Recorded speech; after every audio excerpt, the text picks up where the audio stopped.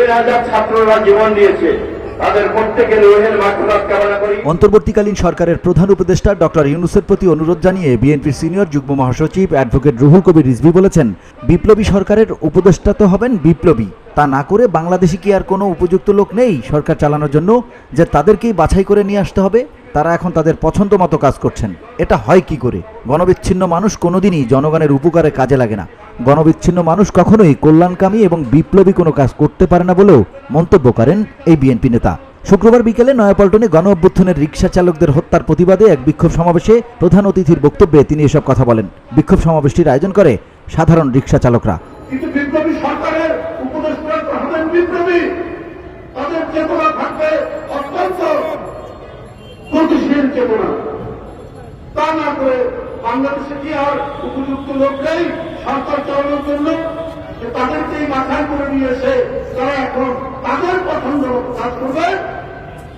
এইটা আমরা ডক্টর ইউনূস সাহেবের কাছে আমরা আবেদন জানাতে চাই, আমাদের কাছে অনুরোধ জানাতে চাই। গণবিচ্ছিন্ন মানুষ কোনদিনই জনগণের উপকারে কাজে লাগে না। গণবিচ্ছিন্ন মানুষ কখনোই কল্যাণকামী এবং বিপ্লবী কোনো কাজ করতে পারে না। এ সমাবেশে যোগ দেন বিএনপি চেয়ারপারসনের উপদেষ্টা আব্দুল সালাম। নিত্যপণ্যের দাম আকাশচুম্বী উল্লেখ করে নির্বাচিত সরকার ছাড়া বাজার নিয়ন্ত্রণ করা সম্ভব নয় বলে মন্তব্য করেন তিনি। আজকের এই দিন মজুর রিকশাওয়ালা ভাই বোনেরা, আপনাদের শ্রমের মধ্য দিয়ে, আপনাদের ঘামের মধ্য দিয়ে, আপনাদের রক্তের দেওয়ার মধ্য দিয়ে আমরা শেখ হাসিনাকে বিদায় করছি। কিন্তু এখনো কি গণতন্ত্র পাইছি আমরা? জিনিসপত্রের দাম কমছে, চাল ডাল তেলের দাম কমছে, গম রুটির দাম কমছে, কমে নাই।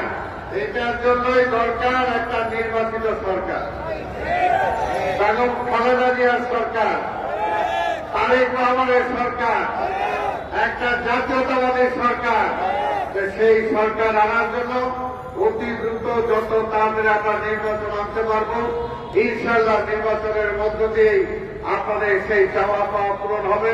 আর এই সরকারকেও বলবো যে আর বেশি সময় নিয়ে না, বেশি সময় নিলেই।